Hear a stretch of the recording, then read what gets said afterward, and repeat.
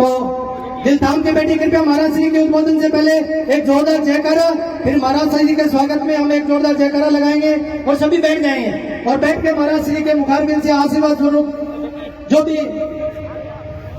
महाराज श्री के मुखारबिंद से हमें वचन सुनने को मिल जाए उसका आनंद लें।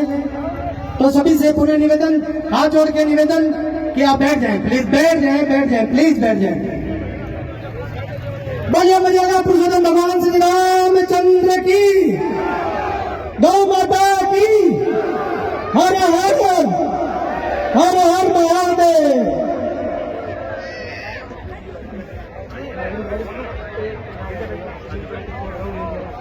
न्यूज 24 से राहुल जी इंदौरा हमारे बीच में उपस्थित है।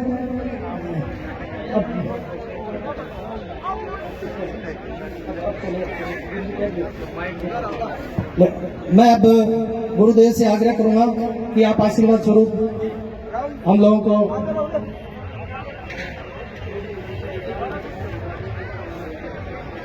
सिकरोड़ी से परमजीत बेनीवाल, चैनी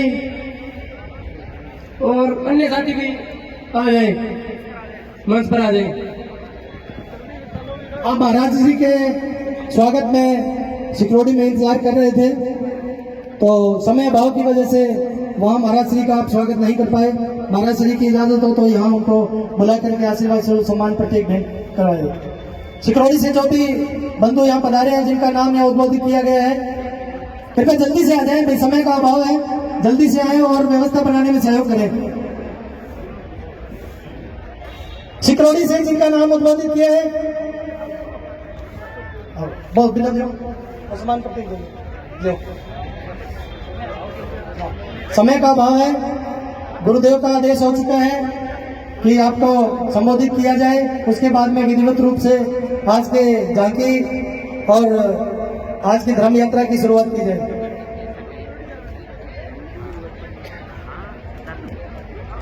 बोलिए श्री श्री 1008 महामंडलेश्वर गुरुदेव श्री कुशाल गिरी जी महाराज की। जयकारे में मजा नहीं आया, बाजा की उस कोने तक हमें आवाज अपनी सुनाई देनी चाहिए, जिससे कि उन लोगों को भी पता चला कि आज हमारे बीच में कौन उपस्थित है।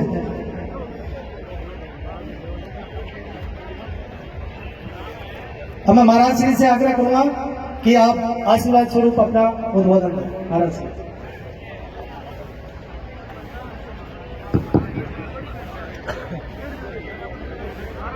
सभी से निवेदन, जिनकी रगों के अंदर भारत माता का खून दौड़ रहा है, भारत माता के प्रति श्रद्धा रखते हैं, जिस वसुंधरा का हमने पानी पिया है, जिस वसुंधरा की भूमि पर हमने खेला है, कूदा है, वह दोनों हाथ खड़े करके मंच से लेकर के नीचे मातृशक्ति अपनी राष्ट्रभक्ति जाहिर करेंगे, राष्ट्रभक्ति का परिचय देंगे। लेकिन आसपास थोड़ा देख लेना एक बार, कहीं कोई पाकिस्तान का आगे तो नहीं बैठा है, ये देख लेना। आप तैयार है ना? आप तो दोनों हाथ खड़े करके सभी, हाँ, जो भी संत, मंचासीन अतिथि, मातृशक्ति, सभी दोनों हाथ खड़े करके अपने भाव प्रकट करेंगे भारत माता के प्रति। भारत माता की, भारत माता की, वंदे वंदे, इनकलाब इनकलाब, जय जय श्री राम, जय जय श्री राम। सभी को बहुत बहुत धन्यवाद जिन्होंने भारत माता के प्रति प्यार रखते हुए, भगवान श्री राम के प्रति भाव रखते हुए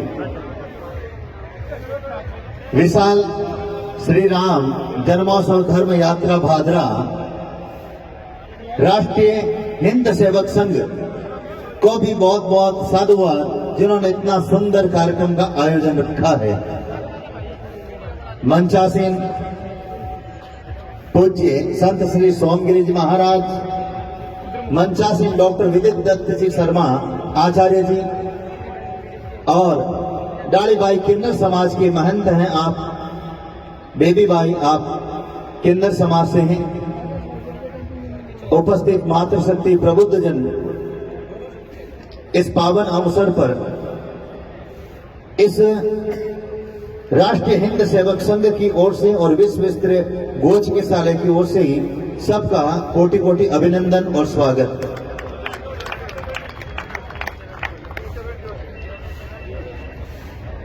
परमात्मा स्वरूप आप सभी यहां उपस्थित हैं, तो नीचे वेद विद्यालय की भक्त प्रहलाद की तरह है, भक्त ध्रुव की तरह है, लव कुश की तरह है, जो हमारी संस्कृति को जीवित रखते हुए आगे बढ़ाते हुए जो बाल गोपाल बैठे हैं, मैं आपके उज्जवल भविष्य की कामना करता हूं। आप इस कार्यक्रम में आने से कार्यक्रम का भी एक बहुत ही सुंदर दृश्य बना है। बात करते हैं इस शोभा यात्रा पर वर्तमान हालात की। आचार्य जी और भी अन्य संत अपने अनुरूप जानकारी देंगे, लेकिन मुझे जिस हिसाब से लोग जानते हैं पहचानते हैं, मैं अपने हिसाब से अपना उद्बोधन दे रहा हूं। मैं बात करूंगा वर्तमान युग की। भगवान श्री राम का भव्य मंदिर बन रहा है अयोध्या के अंदर। अयोध्या समिति कह रही है 2024 के अंदर जनवरी भगवान राम का वह भव्य मंदिर बन करके तैयार हो जाएगा। बहुत अच्छी बात है, लेकिन मैं आपका एक ध्यान आकर्षित करना चाहता हूं। हम बहुत बड़ी मंदिर बनाएंगे, एक नहीं अनेक बनाएंगे, लेकिन इसका ही बने उसके लिए हम काम करें तो अच्छा रहेगा। भगवान राम की इसी भूमि पर पहले भव्य मंदिर था, बीच में मस्जिद बनी, वापिस मंदिर बन रहा है। कहीं ऐसा न हो कि आज से 2000 साल बाद में 1000 साल बाद में मंदिर की जगह कुछ और चीज वापिस बन जाए। इसलिए मैं उस ओर ध्यान आकर्षित करूंगा कि मेरी बात को आप समझना, अन्यथा मत लेना। बाबा अमरनाथ जो हमारी श्रद्धा का केंद्र है, चीन के कब्जे के अंदर है। पाकिस्तान के अंदर हमारे शक्तिपीठ हैं, नेपाल के अंदर शक्तिपीठ हैं। इन कारणों को मुख्य ढूंढेंगे। अभी तो अपन जोश से बोल रहे हैं, लेकिन मैं ये कह रहा हूं कि 146 साल के अंदर भारत के 10 टुकड़े हुए, वो किन कारणों से हुए और आगे नहीं हो, और वही वापस एक एक करके टुकड़े वापस आए, उस पर अपन बात करेंगे। भारत के 110 टुकड़े, जब जब मुसलमानों की आबादी बढ़ी थी, भारत का विभाजन हुआ था, अधिकांश ये कारण है। और हम जोश के साथ में कुछ काम करते हैं, अच्छी बात है, लेकिन हमारे साथ में साजिश हुई। यहां पर एक भी अगर कोई नेता खड़ा है वो ये बात नहीं बोल सकता, उसे पार्टी से निकाल देंगे हाथों हाथ। उद्योगपति बोलेगा नहीं। अब जब भारत का नेता यानी राजा नहीं बोलेगा,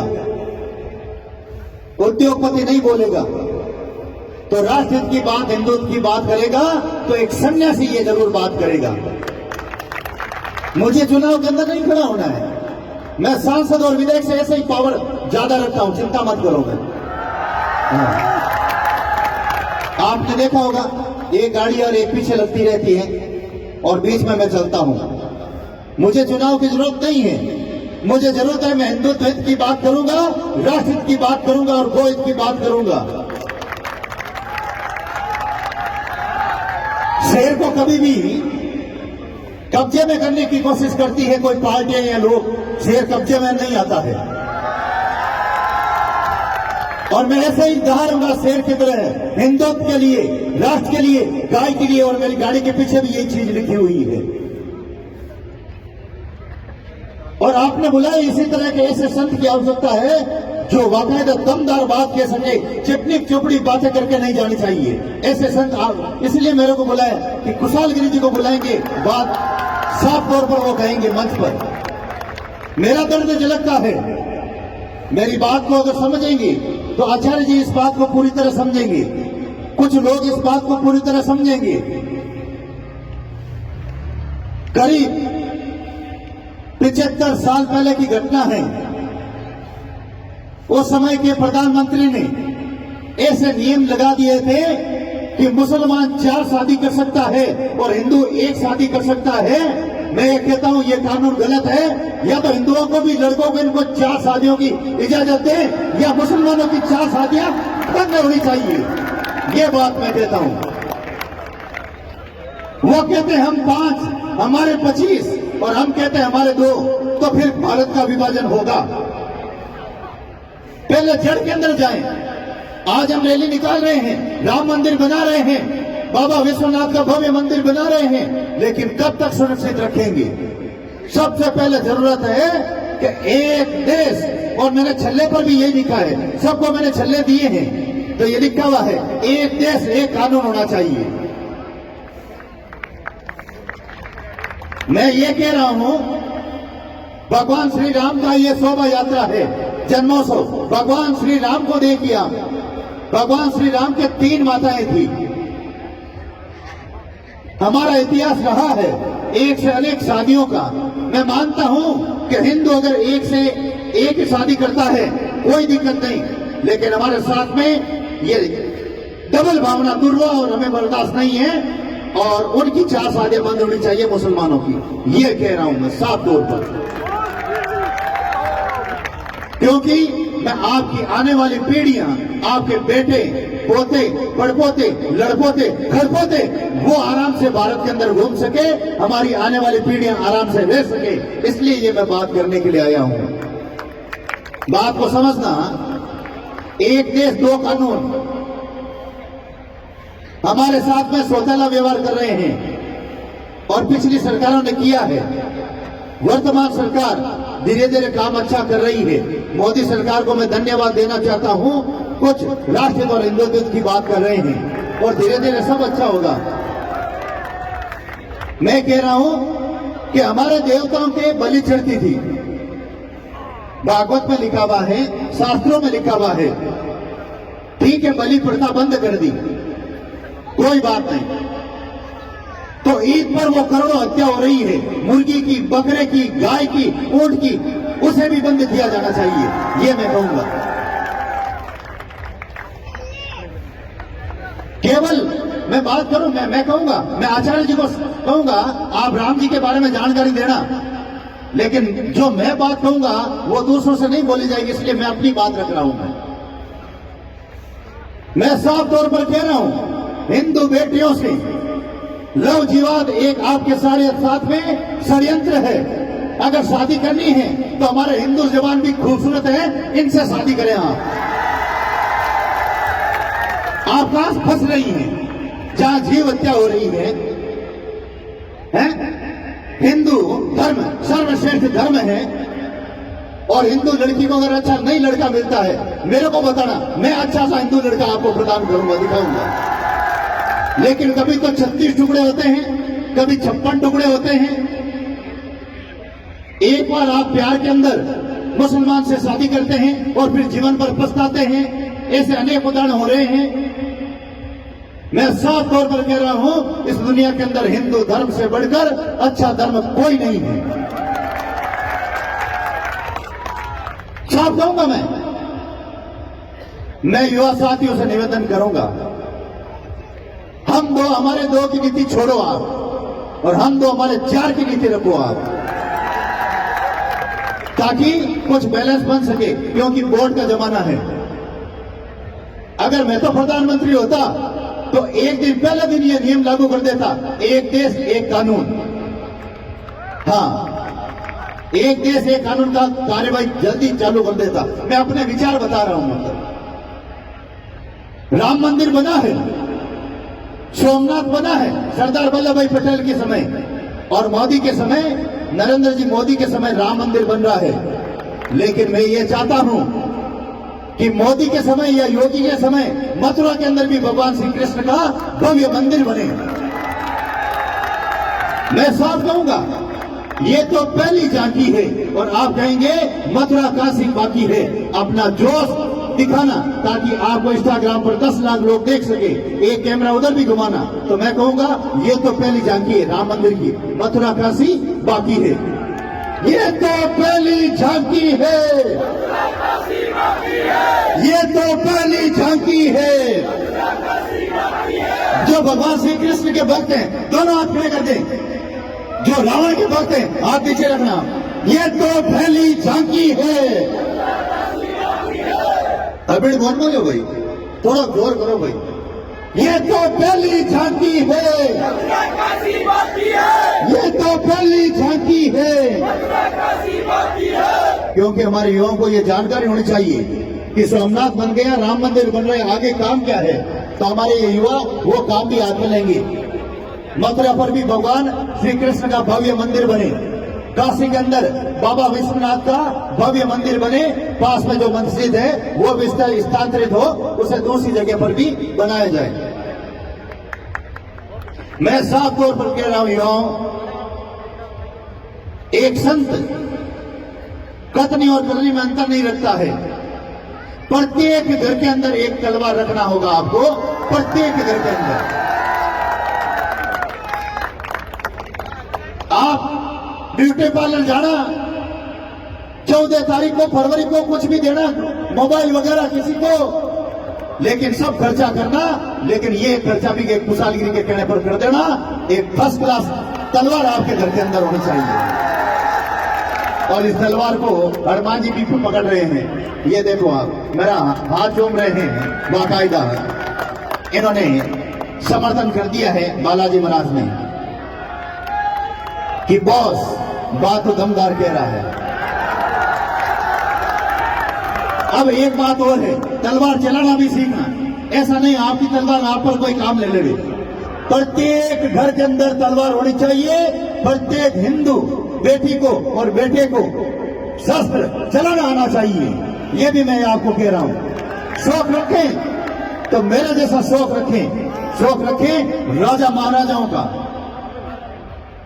मैं एक अखाड़े का संत हूं, और शस्त्र और शास्त्र दोनों की शिक्षा हमें दी जाती है। गौ माता को राष्ट्रमाता घोषित होनी चाहिए, ये हम सबकी मांग है, और ऐसा कानून भारत के अंदर होना चाहिए। गो तस्करों को फांसी होनी चाहिए, ऐसा कानून होना चाहिए, ताकि हमारी गौ माता को काटने के अगर कोई ले जाए तो पहले 100 बार सोचना होगा उनको, दुष्टों को, उन राक्षसों को। भारत के अंदर जितने भी कत्ल खाने हैं वो बंद होने चाहिए। और मैं निवेदन करूंगा भारत के प्रधानमंत्री हिंदू हृदय सम्राट नरेंद्र जी मोदी से, जिस प्रकार पाक अधिकृत कश्मीर पर आपने अटैक किया था 4 बजे, उसी तरह एक बड़ा अटैक करके 10 हिस्सों में से पहला एक हिस्सा अपने नाम कर ले और शुरुआत करें आप। मारवाड़ी पेज हुई जो दिखलागी, हुई जो दिखलागी। 1947 वाली बात इस बार नहीं होगी। अगर भारत का विभाजन होगा और उस समय हमारी बहन बेटियों के साथ में अत्याचार हुआ, उनके आंचल काट लिए गए थे, जबरन निकाह हुआ, बलात्कार हुआ, लेकिन जब तक खुशहालगिरी धरती पर जीवित है भारत का विभाजन नहीं होगा। और अगर होगा तो इस तलवार से कई राक्षसों की गर्दनें अलग होगी।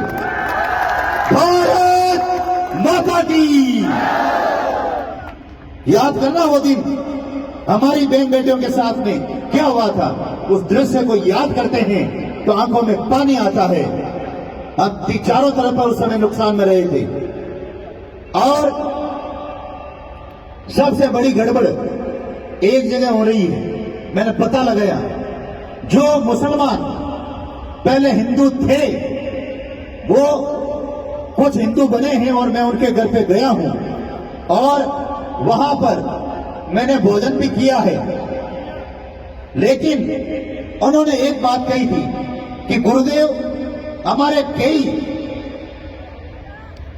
मुस्लिम भाई हिंदू बनना चाहते हैं लाखों की संख्या में, लेकिन एक गड़बड़ है, उनको गोत्र नहीं दी जा रही है। जैसे हम मुसलमान थे, हम हिंदू बन गए तो हमारी बेटी हम किसको दें और हम बेटी किसको लें? तो एक कुंभ के अंदर, प्रयागराज के अंदर विश्व हिंदू परिषद जैसे संगठन, जगत गुरु,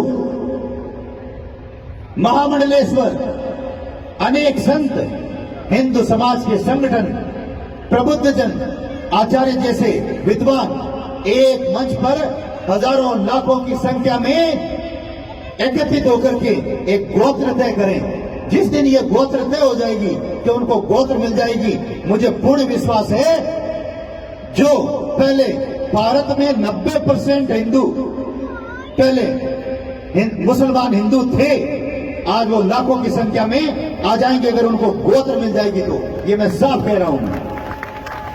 फिर हम उनको बेटी दे सकते हैं और बेटी ले सकते हैं।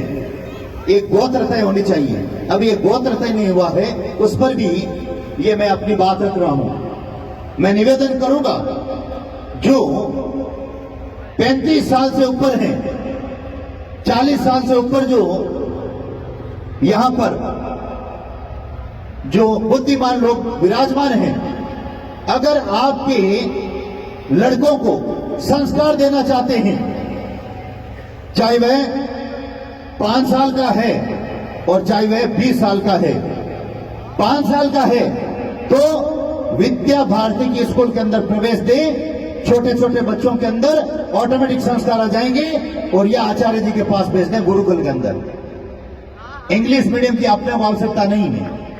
अंग्रेज चले गए, अंग्रेज अपनी इंग्लिश यहां छोड़ गए और अपने नियम कायदे छोड़ गए। मैं साफ तौर पर कह रहा हूं, अंग्रेज तो चले गए, लेकिन अंग्रेजों के कानून आज भी भारत के अंदर चल रहे हैं, वो कानून हटने चाहिए। जब आपका लड़का 15 साल से बड़ा होता है तो राष्ट्रीय स्वयंसेवक संघ के शाखा के अंदर भेजें, स्वतः ही राष्ट्रभक्ति का निर्माण उस व्यक्ति के अंदर हो जाएगा। और हिंदुत्ववादी संगठन जितने भी हैं वो प्रयास अच्छा कर रहे हैं।